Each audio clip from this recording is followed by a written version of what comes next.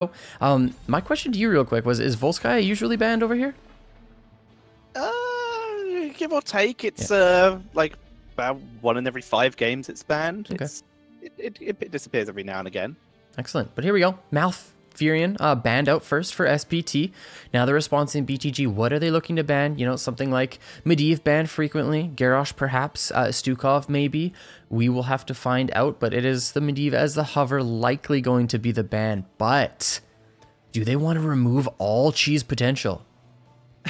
Lost Viking being hovered. I mean, it's SPT, Melody C. If there's anyone who could play a Lost Vikings, it would be him. But the Medivh would be so good. SPT have been reliably running it consistently with either Melody C or Molly. It's basically the one hero after they swapped Molly off of Raged Assassin onto Flex that he was able to play really consistently and win with. So the Vikings over that would be so crazy. There we go. Back to Medivh. I think Medivh is probably smarter. You know, Vikings, while they have their place in some games, I actually really think that there's so many responses in the draft now that can just dominate the Vikings. And Garrosh, first pick for SPT, already just right out of the gates ready with one of these primary pick heroes. I love this. Yeah, 0 chills, straight to the Garrosh. He is one of the highest priority, probably the highest priority tank at least, in HGC China and across quite a few of the other regions as well. But this is Stukov, right? To this? We haven't seen much Tychus to deal with it. Stukov, I'd say so. Stukov's with something else.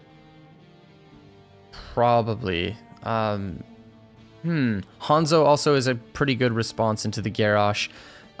We saw a lot of Stukov coming out early into the draft phases last series, but it's actually, okay, Malthael and the Stukov, so there is the pickup to, you know, it makes sense, you know, Malthael to respond to the Garrosh, Stukov just for the power pick. Love what BTG have done so far. It's a good start. Very good start indeed. Gives them a little bit of extra pressure. And a little bit of pressure, lot of control already at the start of this draft, which is going to be needed against that Garrosh. So, what is the follow-up for SPT here? Once again, they are the only team really in HGC China that feels comfortable running the Blaze. So if they want a solid solo laner, that could be an option here. Tahaka, though, could also fill in, but it's going to struggle against the Malthael. So SPT taking their time on their picks. Lots of strong picks open. You know, you've got Hanzo, you've got Genji, you've got Junkrat, you've got... there you go. Okay, Junkrat coming through. Same with the Maiev. I love these two pickups as well. Junkrat, we've seen a lot of emphasis from these teams during the earlier stages of this game. We saw Junkrat very frequently last series. SPT with a strong opener, but BTG not out of not out of discussion when it comes to the opening of their draft. Yeah. SPT currently 2 and 3 with Maiev, so pretty reasonable, close to 50%. So they might be able to make something happen with this, and of course the Junkrat as the follow-up. Junkrat's super high up in terms of assassins for every team, also sitting on 40% win rate, ironically. But BTG now with bans. You already have Maiev, they have Garrosh, they have everything except the support, so perhaps targeting down, seeing as Malfurion's already banned out, targeting down another support might be the name of the game. Definitely a possibility. Zeratul, Sonya, both being considered for BTG. But again, I find it so weird where you have, like, the Zeratul with the Maiev. Like, I guess it totally does work. I mean, we've seen how well Zeratul works with these teams. So Zeratul just being banned out. You know, Stukov can be dove very easily by that hero. I like the fact that they banned out the Zeratul.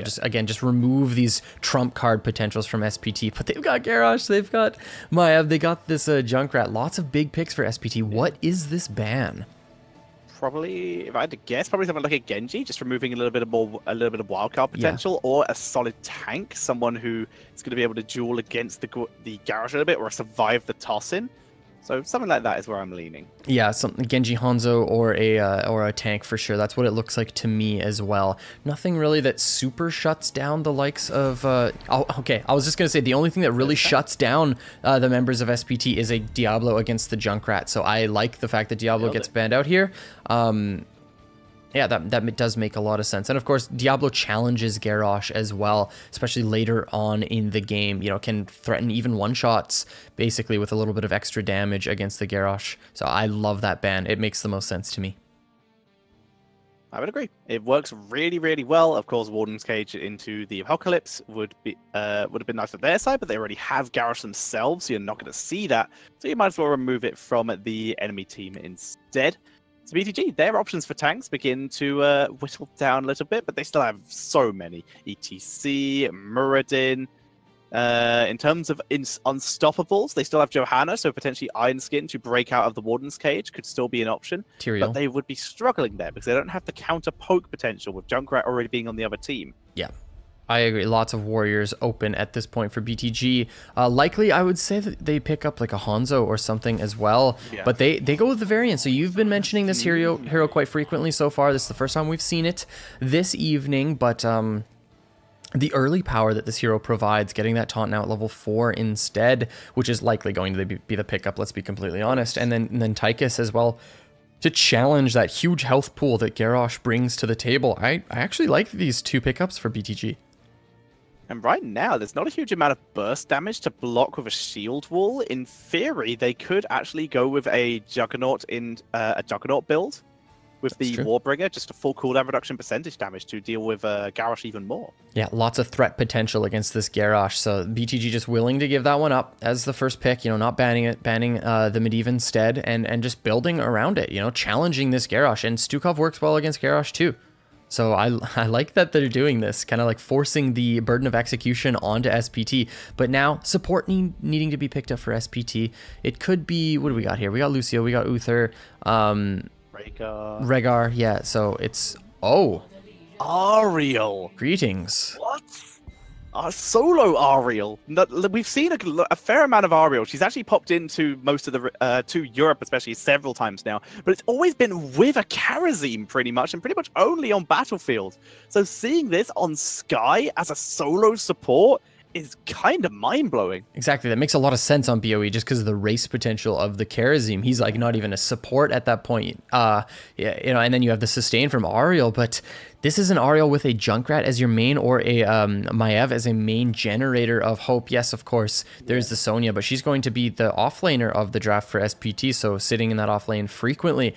BTG now, you know, I actually like what BTG have against this Ariel, but what is their last pickup? It could be a mage, likely not going to go anything tankier. I think it's going to be, you know, it could be like a Li Ming, it could be a...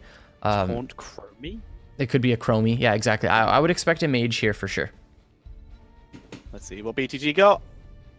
And... Alarak, that's bursty. Yep. It is bursty and spell damage, but not what we were thinking. No, I'm thinking more along the lines of ranged, but it satisfies the same condition. It allows you to blow up your opponents when you need that burst to come through. So BTG with a very like high volatility draft. You've got that taunt, likely going to be the last rites as well. You've got the Alarak combination. So they're coming out in this game one just guns a-blazing. I like to think of this BTG draft as kind of like trying to break any kind of land speed record. You're either going to just absolutely crush it and do super well, or it's going to be an absolute raging inferno. Yeah. And right now, on this map, it is in the Alarak. You see it so rarely. Battlefield, you see it a fair amount, and maybe a little bit on Volskaya. But on this map, I just don't know what to think about it, other than the fact that Silence is great against Garrosh, great against Sonya, fantastic against Maiev. Ariel, if you get near Ariel, then of course you're going to have a good time. But it's such a weird pick, but I kind of dig it. BTG have to snowball the early game. That's basically the play here. You know, they have the taunt. That gives hit confirmation to the Alarak for his combo. So they need to snowball during the early game. And then, of course, there's also the Crystal Aegis gives hit confirm to Alarak too. You know, you Aegis someone, and then he can just use his combo right off the Aegis. So a lot of synergies there for BTG. We'll see how they use this this combo here, heading into game number 1. And spawning on the left-hand side, fresh off a victory, it's Beyond the Game, with 619 on Varian, LLK on Alarak, Druid on Stukov, Dancing on Tychus, and Lai bringing out the Malthael. And on the right, in red, is Super Perfect Team. We got SPT, it's Molly on the Sonya, Melody C playing the Junkrat, Misaka on Garrosh, we got Soap on that Maiev, and we got ZZH on Ariel. Alright, an RPG spray. SPT giving a little bit of respect to their fallen comrades. as BTG just came off the victory. Nicest memento starting off for the Maiev here, and a little bit of a Lion's Maw here for varying, so potentially a solo lane variant here. Interesting first pickup for sure, but they've got the Malthael, they've got Alarak, both heroes that can at least, you know, do decently in the solo. But we'll see what they end up doing here. SPT stepping up onto this mid wave, just getting some hope generated, trying to get control over this rotation, and there we go. We see the Malthael and Sonya represented top. Yeah, standard solo laning here. So Varian just going to be using his Q for poke damage and for extra sustain, spamming it out that way. It's also just the safest level 1 talent. High King's Quest against a Garrosh seems like a recipe for disaster. Overpower is pretty decent, so the shield could have, the shield wall style could have been good. This is kind of a show, though, that perhaps he might plan on going for that Warbringer. And again, we mentioned it, BTG need to look at snowballing the early game 619, getting flipped in by Misaka. Misaka stepping up and saying, you know, kneel before me, sort of thing.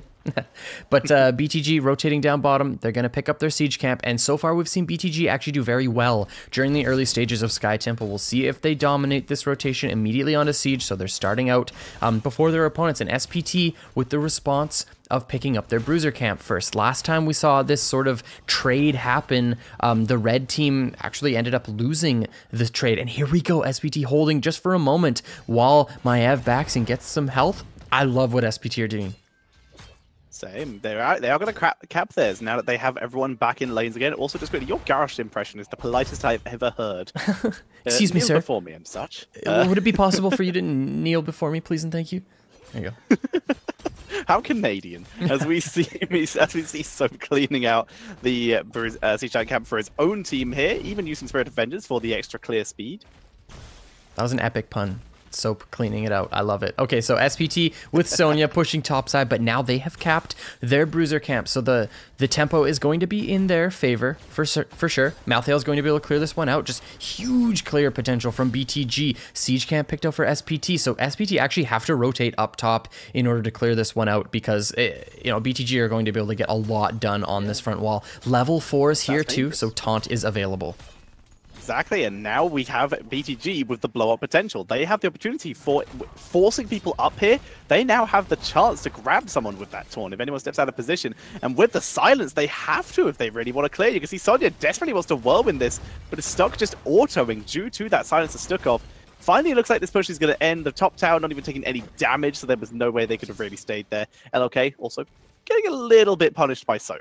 Yeah, SPT actually responded to this early game of BTG very, very well. There goes the taunt on Misaka, but nothing further. Tyke trying to get some damage in, the toss in onto 619, but able to walk away to safety. Misaka definitely taking more of the trade there, but you're against you have a resourceless support on your side. So as long as that Ariel can find the hope, she can heal up that the Garrosh, no problem. I see Molly from SPT starting on that top objective, whereas BTG very highly controlling of that bottom temple here to try and gain those shots. Now, generally, top is slightly more value in general due to the fact that it sets up for bruiser camps, but mid can be excellent as well due to the fact that it opens up. It's still opening up a lane. It makes rotations a lot harder, especially around that boss area. Yeah, here comes Varian topside too, looking for the taunt onto Sonya. Has to be very, very cautious. And here we go, Molly stepping up too far, and first blood going over to BTG with the excellent rotation top lane, taking advantage of that taunt. Interesting even seeing Molly on this hero, due to the fact that once again, he used to be a ranged carry. But due to the fact they went for double melee, Soap, who is the usual melee flex player, going on that Maiev, Molly is forced onto this Sonya. It's just cool to see him play it for starters, but already giving up the first blood to BTG. BTG, they've got about half level lead here. Bit of a structural advance for them too. And just looking at clearing out this mid wave, trying to take control of rotations now. They have that taunt, so they have to be very, very cautious. Soap going in a 1v3 scenario, but here comes the rest of SPT. Can they turn this one around?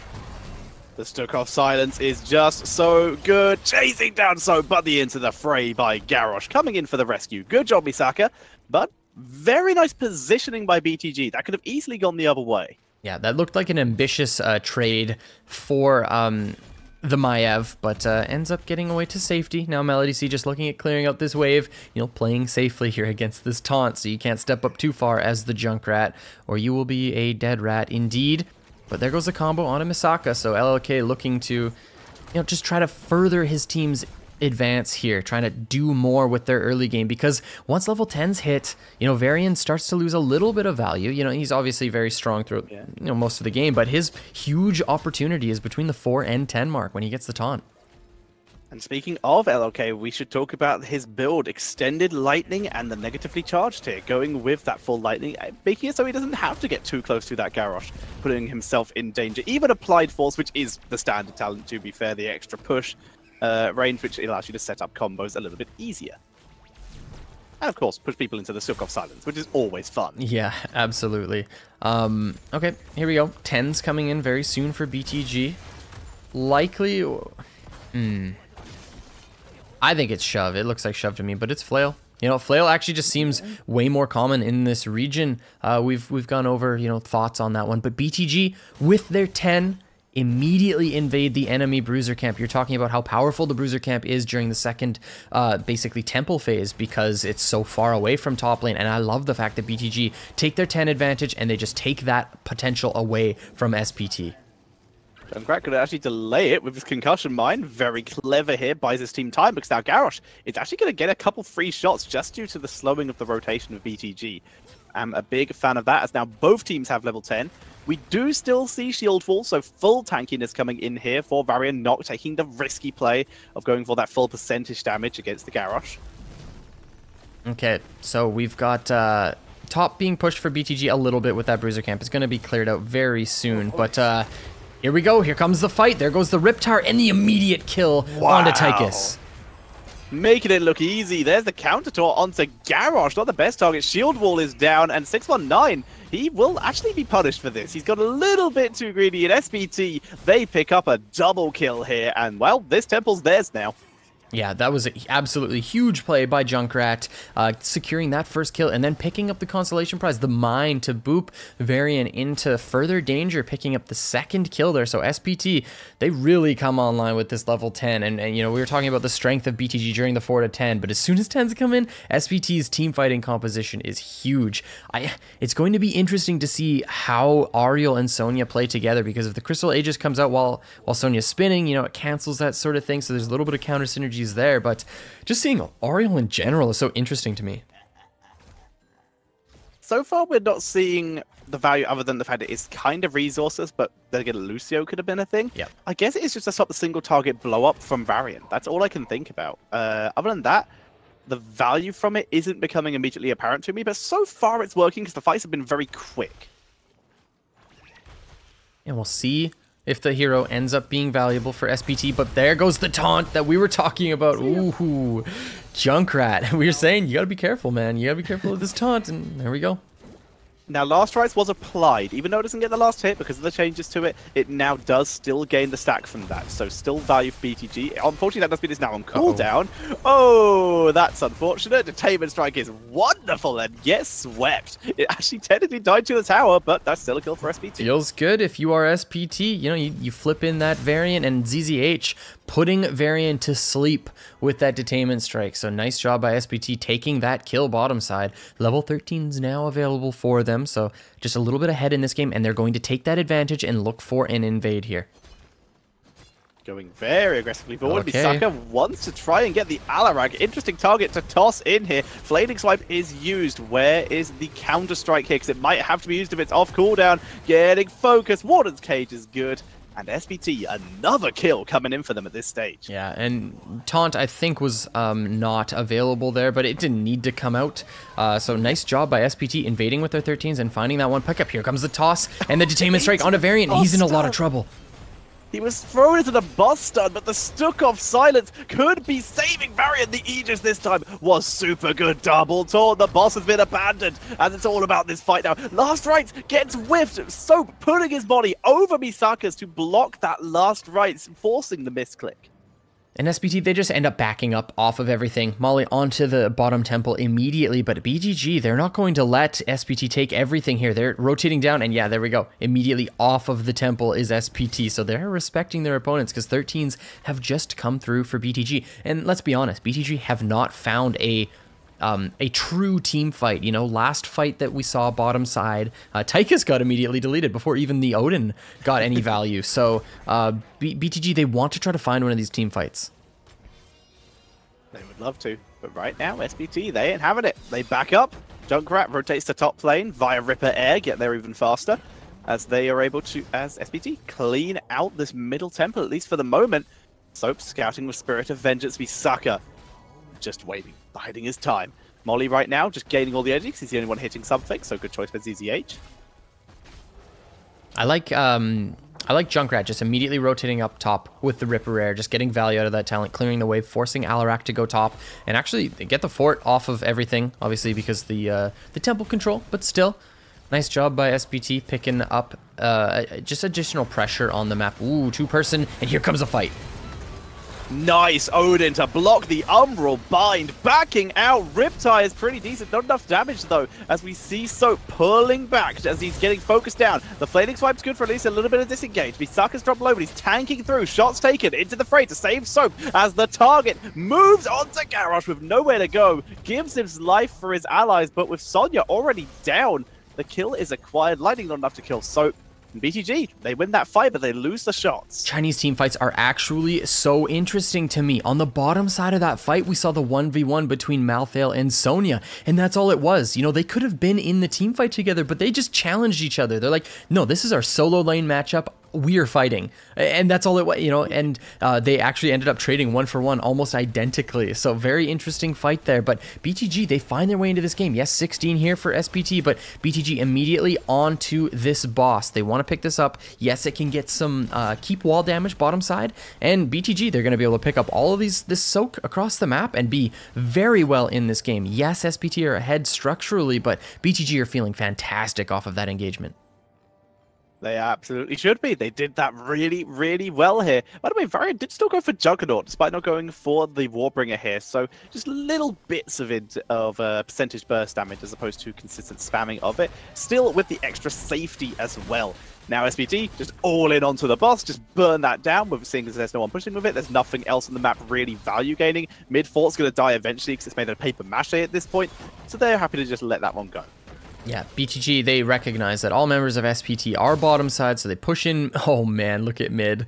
They push in mid, they don't quite get it, and LLK actually stepping up, trying to get it, but hey, you've got to be careful because those are such like baiting structures, you know, and SPT, they're all positioned for it. Yes, Sonya is showing bottom, but so is Malthael top, so they would get an honest 4v4 there. There we go. Zapping it down. Top four's a little bit low as well, but that one's healthy enough that they don't have to focus on it. However, with this mercenary camp, it becomes a little bit harder. Garrosh and Maya finally moving in. This 4 will barely survive thanks to the extra damage from Junkrat.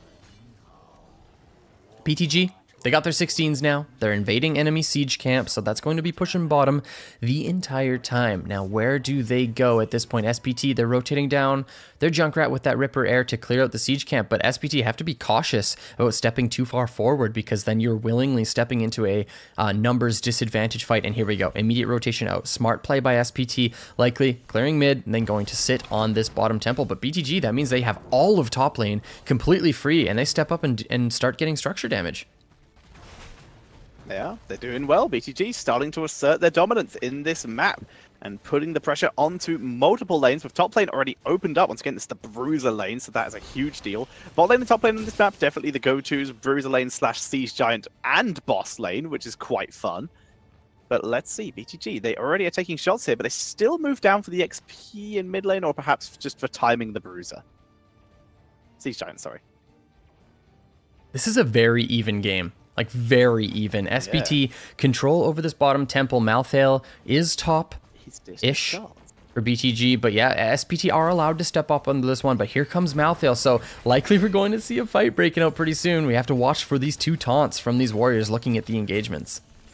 Yeah, he's Malthael ditching the last couple shots in exchange for this team fight. Despite the big on even levels, the aggression is huge. Wow, that silence though. Riptide comes in, gets crazy value. The LLK was able to drop it with a counter-strike though, gets a good damage himself, finally getting taken out with Molly in the backline, doing huge damage. Lai goes down, it's a 4 versus 3. Varian, focus, no more shield walls available. Dancing and Druid pulling back, an SPT punishing the insolence of BTG, thinking they can come down and fight them on even levels. What silliness is this? ZZH finding a fantastic, right there, the Crystal Aegis just to stop everything from coming through, the damage. Masaka then getting healed, stays alive the entire time. Look at the last rise. Yes, it picks up, but LHY had to step in so far in order to get that and ends up trading the kill there. So not worth it is the trade. And BTG end up losing that one and they go down a keep because of it. So SPT just dominating that team fight. Final shots from top lane, though, were taken. Druid was able to sneak up there and gain the shots. And as such, did actually do a little bit of damage to top keep of SPT, but it's damage on a keep versus a keep. Yeah. One of them is a little bit more valued than the other, and as such, SPT gonna hit their level 20 in rapid succession. And any time on Sky Temple that you actually get to step up as heroes and take structures, you put yourself into such a huge advantage because the main objective of the map just targets structures. So the further you get to be ahead, just like raw damage onto structures, you can end up trading those temples and just come out so far ahead of your opponents. So yeah, SPT, they gained so much off of that trade. Yes, now they are level 20, and their opponent's not quite there yet, holding on to this top bruiser camp, but likely we would see SPT invade something at this point, but there's nothing really on the map. Titanic might for the Garrosh here. That double throw, everyone in the Warden's Cage, please. And the Shield of Hope for Ariel. For starters, it's the go-to talent. It's just super good. But second, it stacks super well with Garrosh. All shields on Garrosh gain extra value thanks to his armor.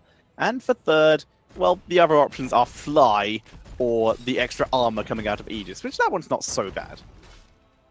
Boss spawning 5 seconds here. 20s available for SPT. Do BTG just give this one up? This is going to go bot lane completely. SPT, they cap their bruisers, and BTG not willing to fight into this 20 advantage of SPT. And I think this is wise, but this is so huge for SPT. It's going to be pushing bottom lane. BTG have to, exactly, and BTG have to represent members bottom in order to de-push this boss. And that means that they get the objective for free at this point. So huge plays from SPT. Well, don't even need to do the objective. They're going to push with this. They're going in. Starters, they already have Siege Giants down here. They have Catapults down here. This could be a death push. For second, they took a Bruiser camp up in top lane. Maiev was able to grab that. So even if they don't end the game with this, the value they will get on top keep is going to be insane and well worth this push. Yep, Odin coming out early, and at that point, SPT have to be cautious. This is big red button, folks. Look at this siege potential of this hero already. Everything aside from the boss being de-pushed by dancing, and SPT, they're not sure what they want to do here. Now they start stepping in. Here comes the Riptire.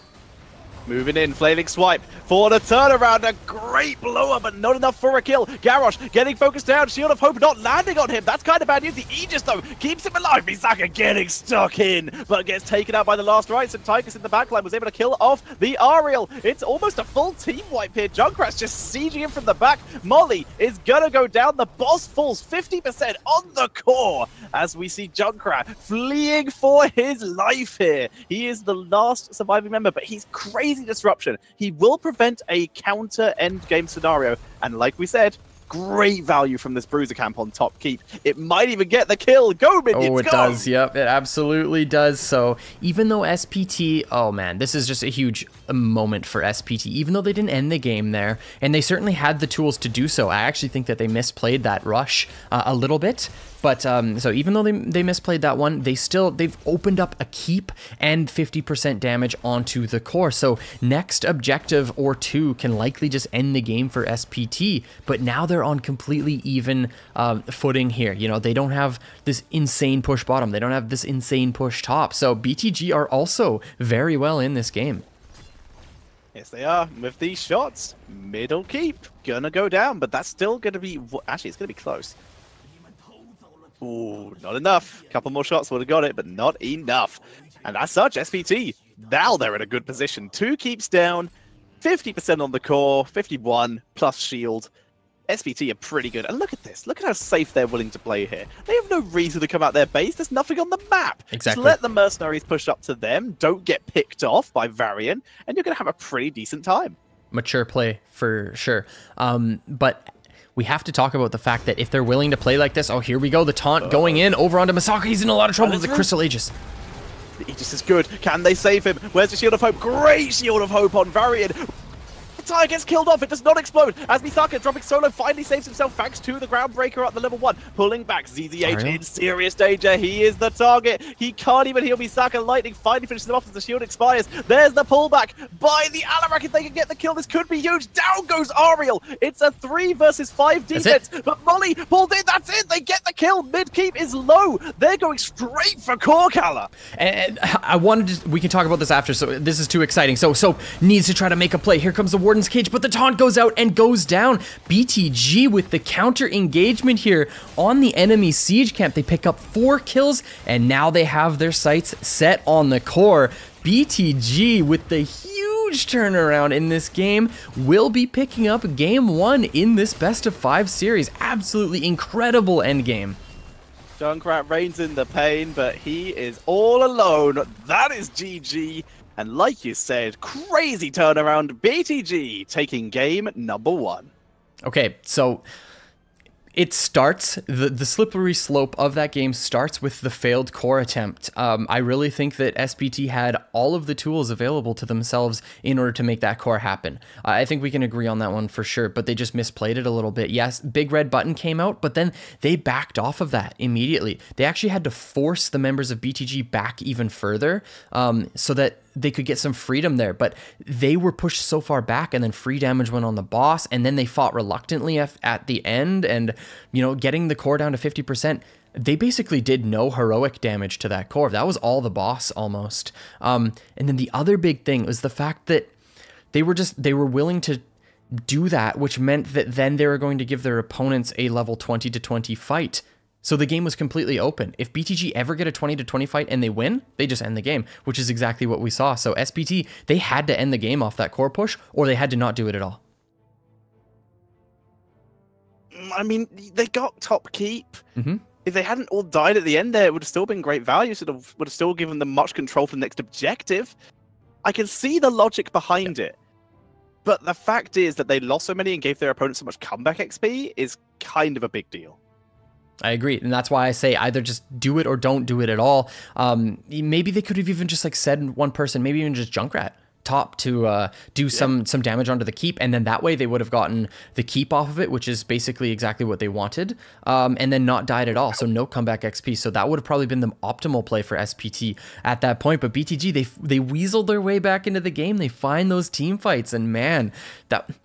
I actually really liked the Alarak pick there. It seemed to put a lot of pressure onto the Ariel. You know, maybe not the most value throughout the early stages of the game, but we saw pick up during the later, and that's all that really mattered there.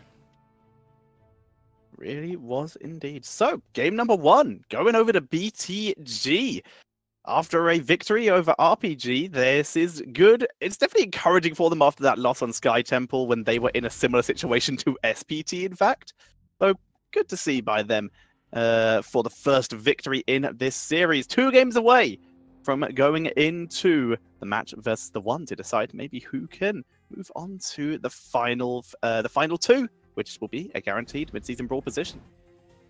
And we got MVP coming in. Actually, there we go. LLK on the Alarak, which, you know, even though KDA wasn't insane or anything like that, I actually do think this was well warranted, setting up a lot of kills during the later stages of the game, and of course, just forcing out the Aegis. You know, that's I have to say that that's got to be a reason why, you know, they run this hero, and it worked out very, very well. I liked BTG's comp. It was something you don't traditionally see. You know, you got the Mouthail and the Alarak, so it was really weird, but it worked out very well. So now here's the question. Was Ariel the correct choice? Or could that have been done better by maybe a Lucio? I think so. Even a Rhaegar there. Rhaegar, I would maybe be a little bit afraid of because of the touch of death potential, you know, against the Ancestral. True. So that could have been a bit of a problem. But you mentioned it multiple times, the Lucio, and I'm totally with you, man. It would have helped a lot. For sure. I think the Lucio just would have been better in general, but SPT, they show comfort on the Ariel, I'm sure, and they wanted to run the hero because, I don't know, it just looked best for them. So, but, you know, from our perspective, it looked like Lucio probably would have been better given those circumstances. I would agree. But, unfortunately, they made their decision. And weren't able to make it work this time, but it's the best of 5. Plenty of time left for SPT to gain a recovery here and move themselves back into this series. Once again, winner of this plays against the 1, and that is the winning game to decide who goes to mid-season brawl. All right, let's move forward. Here we go. Infernal Shrines, picked for BTG, a map that we haven't had the pleasure of casting this evening. Yeah, that's surprising, honestly, considering how popular of a map it is just in general. But that's what we have. That's what we have in general. Infernal Shrines coming in as the map, and it is going to be SPT with the first pick, as this was a BTG map choice.